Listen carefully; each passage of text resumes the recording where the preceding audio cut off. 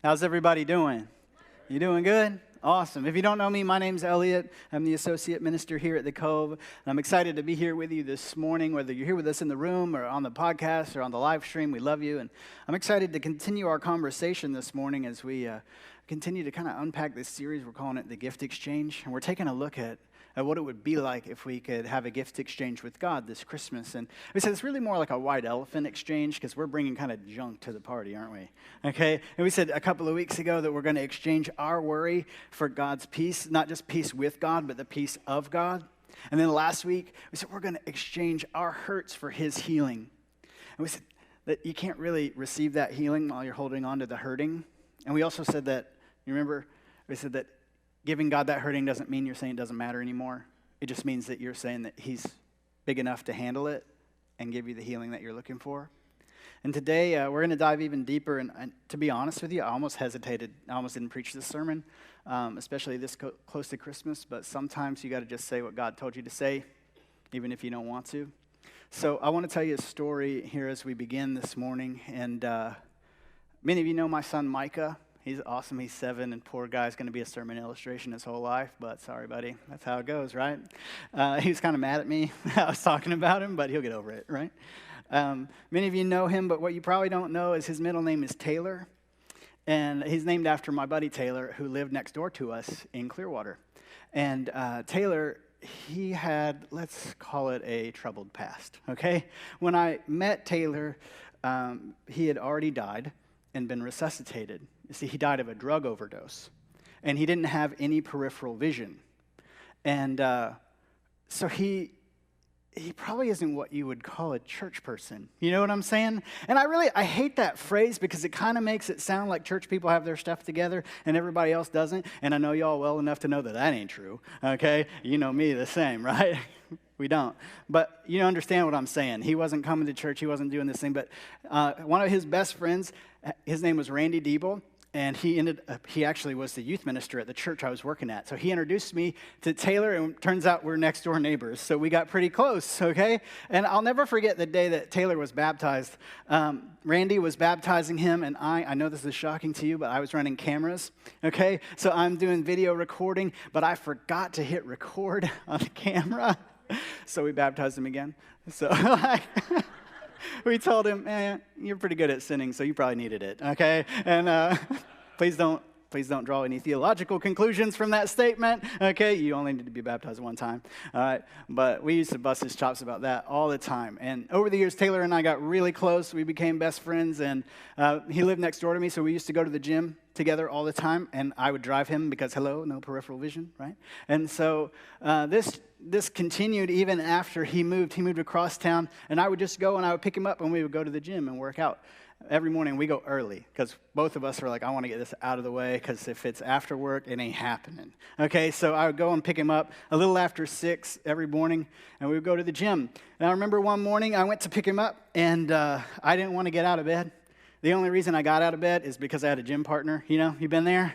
You wake up, you're like, I just want to go back to sleep. But if I don't go, he's going to make fun of me for the rest of my life, so I'm going to go. That's why you need a gym partner, by the way. Okay, so I go, and I'm knocking on the door, and he's not coming to the door. And I'm getting real mad because I'm like, I could have been sleeping. And I start knocking louder. I was a little angrier the second time and the third time, and I'm ringing the doorbell, and I'm yelling. And by this time, you seen the cartoon characters where the red just starts at their feet and goes on top? That's where I am. And I go to the car, and I slam the door, and I speed off, and I go to the gym because now I'm too mad to go back to sleep anyway. And so I go, and I lift heavy, and I get real sore. You know what I'm saying? I got a real bad attitude that day until later that day I got a call. And that call was from Taylor's dad. That's weird because he doesn't call me. And he said that the reason Taylor didn't come to the door was because he mixed up his meds the night before and he was dead in his house. Yeah. That's how I felt about it. So I felt real good about myself, being mad at my friend for not coming to the door. And he couldn't come to the door. And then he asked me if I would preach the funeral. And of course I said, yeah, because I'm not going to say no. But I got to tell you, one of the hardest things I've ever done in my life in ministry or outside of ministry, was preached the funeral of one of my best friends who was 26 years old. And so yeah, my son is named Taylor after my buddy. And it's the kind of grief that sticks with you, you know?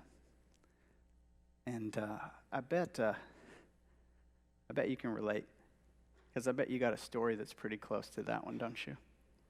And as we come to Christmas, this grief that we carry with us has a tendency to steal the joy of the moment, doesn't it? It has a tendency to weigh us down and make us go, I don't know, everybody seems real happy, but I'm just not feeling it. That joy to the world that everybody's singing about, I just don't have as much as I used to, because there's a seat at the table that should be filled that's not going to be filled. They're not walking through that door. And it's hard because people that know us, they try to be nice. They try to say nice things. They say things like it's part of God's plan. And I know that they mean well, but it doesn't help, does it? Besides, I'm not even sure that it's true. Okay, because listen, death wasn't in the original design. God didn't set it up that way. You know, death didn't enter the world till sin entered the world, and I don't think there's anybody in here that's going to argue that sin was part of the plan. So I'm not sure that it's even fair to say that death is part of God's plan. But regardless of where you come, whether it's part of the plan or not, it's part of the reality, isn't it? And the grief that comes with it, man, it can make you want to shut down. It can make you want to quit, can't it? And it starts making you ask questions like, man, what's the point? Is he still involved in this? Like, does he care about it? Does he see it? Has he ever felt this way before? Because I don't know if anybody's ever felt this way before. Is there actually joy? Is there actually hope? Or is that just something that we tell ourselves so we can make it through the day? What is it? And maybe you're there right now. If you're not there right now, you know somebody who is. But maybe you're there right now, and I just wanted to come this morning and just tell you that you're not alone, that there's people in this room who know that feeling.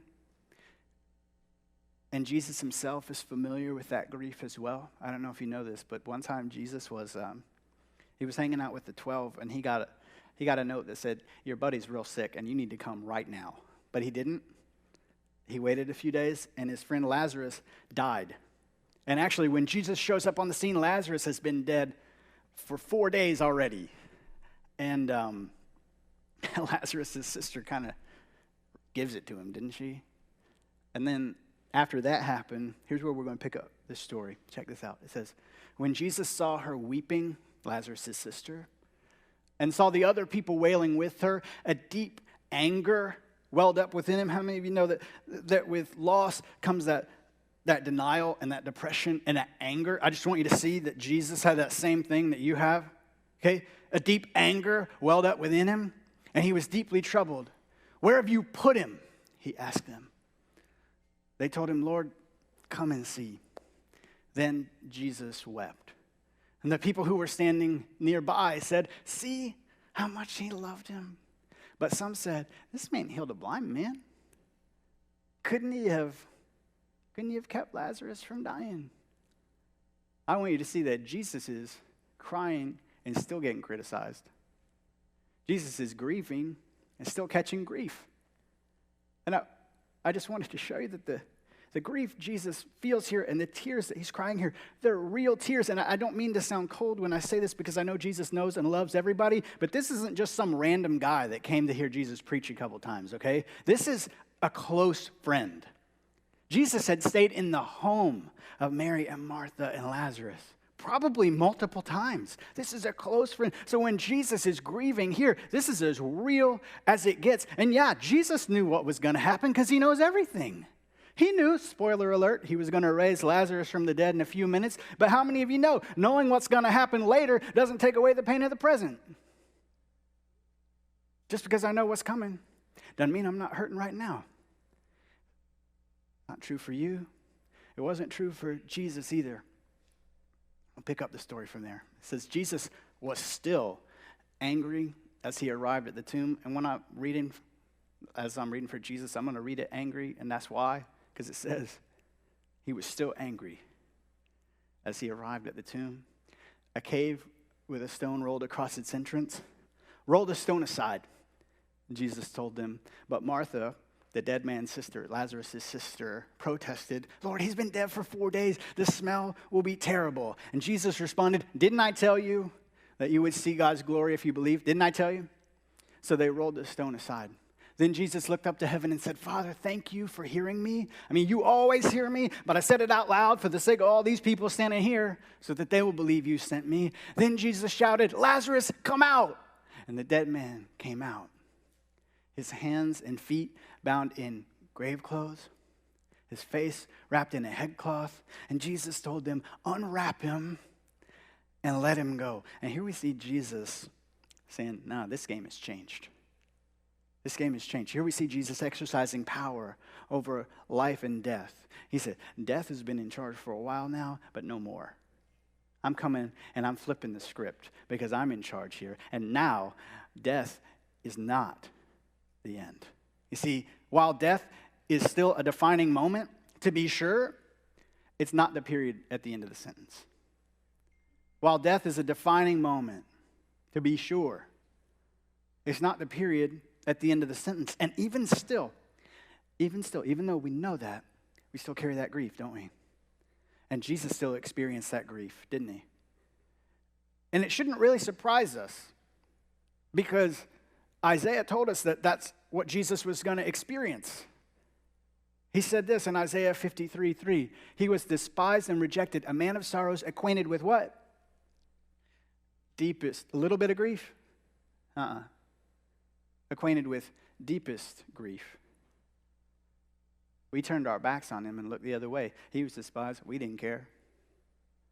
And I wanted to bring this passage up for a couple of reasons. One, to show you that Jesus, he was always meant to have this grief. He was always going to have that because it's part of the human experience. But I want you to know that this passage he's referring to in Isaiah 53, he's not talking about Lazarus dying, is he? In Isaiah 53, what's he talking about? He's talking about Jesus going to the cross, is he not? And so I just wanted to show you this because grief in Jesus' life didn't end when Lazarus was raised from the dead. It wasn't a one-time experience. It was very much like you and me. Grief comes in and out of our life all the time, doesn't it? And the same was true of Jesus. Perhaps most notably, just hours before he's arrested, Jesus finds himself in this situation. It says this in the Gospels. Then, accompanied by the disciples, Jesus left the upstairs or the upper room and went, as usual, to the Mount of Olives. Then he told them, pray that you will not give into temptation. He walked away about a stone's throw, knelt down, and prayed, Father, if you're willing, please take this cup of suffering away from me. Yeah, I want your will to be done and not mine. Then an angel from heaven appeared and strengthened him. He prayed more fervently, and he was in such agony of spirit. His grief was so overwhelming in this moment that his sweat fell to the ground like great drops of blood. You want to talk about a grief that makes you want to quit? You want to talk about a grief that's overwhelming? Here we have Jesus, the Son of God, God wrapped in flesh, come from heaven to earth. He came to do what? He came to save us on the cross. And what's he doing right before the cross? He said, I don't want to do this.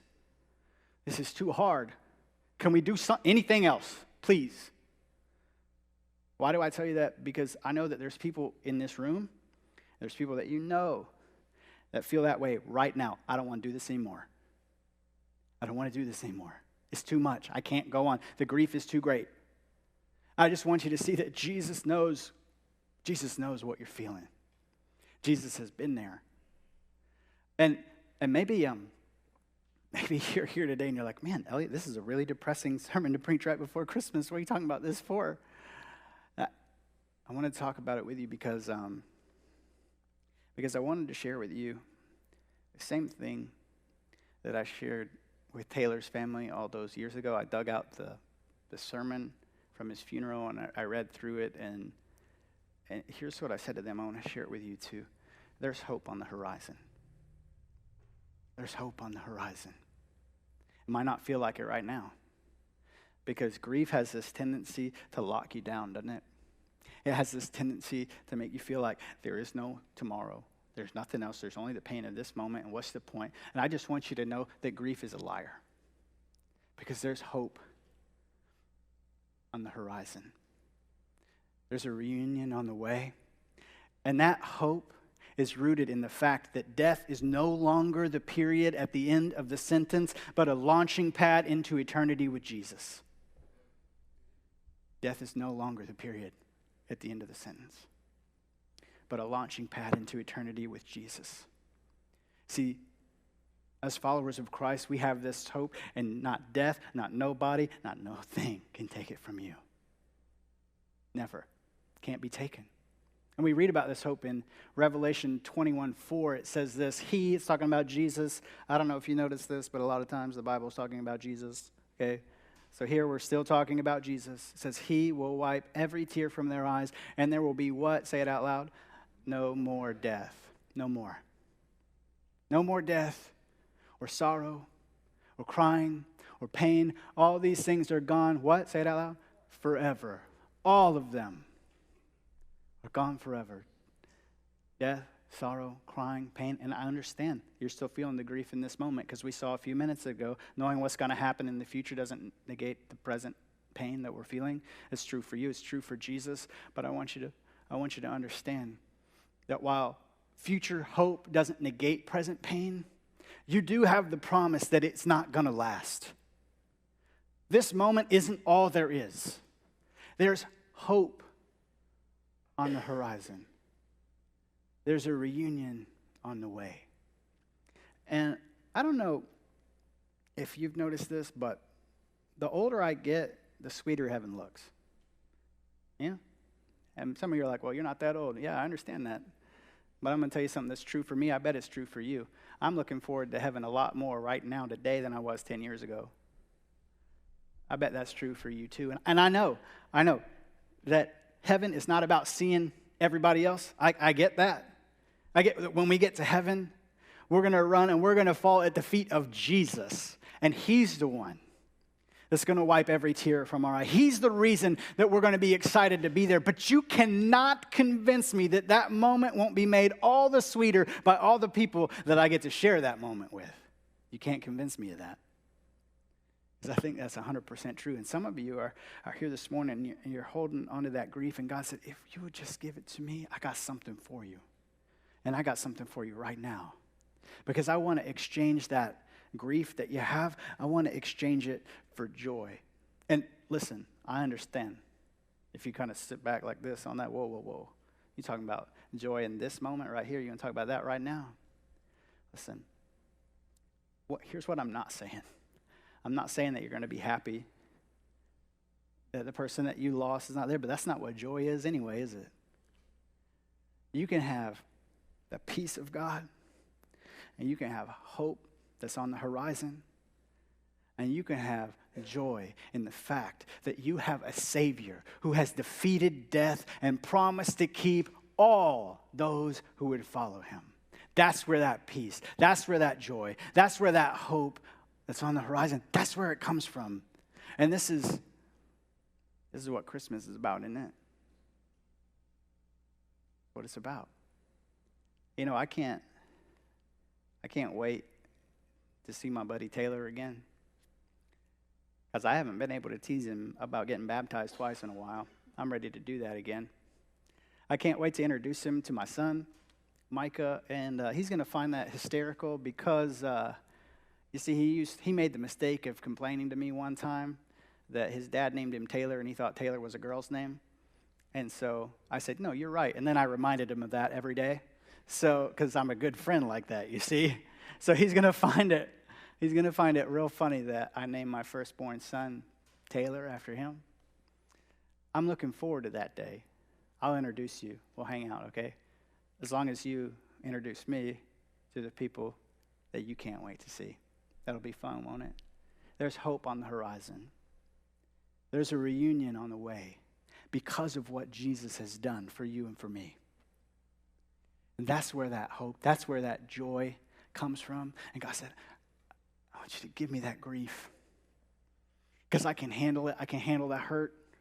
I can handle all that. But you gotta have that conversation with God You got to have that conversation. It might be an angry conversation. Trust me, I know. I had it. I had the angry conversation with God. And you know what? I found out he's loved me anyway, and he's big enough to handle it. And he said, my heart is broken just like yours, because death wasn't in the original design. But listen, there's hope on the horizon. There's a reunion on the way. But what are we supposed to do in the meantime? What are we supposed to do in the meantime?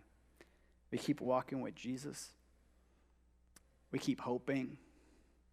We keep trusting that his word is true, because it is. And we keep loving each other. Listen, if you find yourself here in this grieving moment this morning, I want you to know that you're not alone. And we actually have a group that meets here regularly for this exact reason. It's called Grief Share. Because sometimes what you need is to just be around other people who actually understand what you're going through. I can really empathize and sympathize with what you're going through. And I know they don't hurt the same way you hurt because they didn't lose the person you lost. But listen, you weren't meant to do life or faith alone. We need each other, don't we? And, you know, if that's not where you are today, you know somebody who is. And I just wanted to ask you this morning what it would be like. What would it be like to really love those people like Jesus this Christmas? To really, seriously be in this together with him, not like a cute catchphrase that we say at church all the time, but to really, what would it look like to actually be in this together with him? Maybe it's as simple as reaching over and giving him a hug right now because they're sitting right next to you. Maybe it's a text, maybe it's a phone call. Maybe it's inviting them over for Christmas dinner, because you know if you don't, then they're going to sit at their house by themselves and wallow in the lie that grief has told them that they're all alone.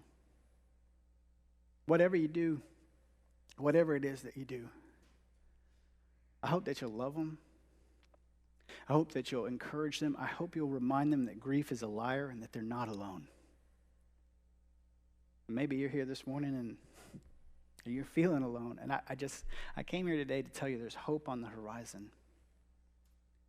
There's a reunion on the way.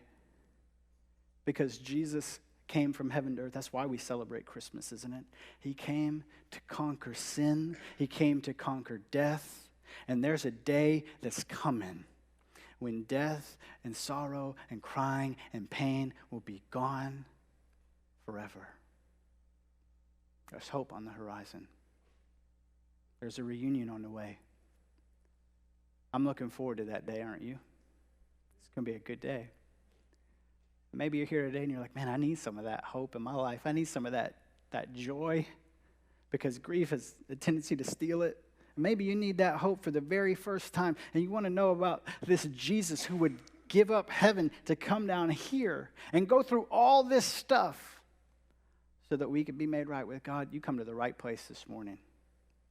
I would love to talk with you about it. I'll be right here. We'll have some people in the back.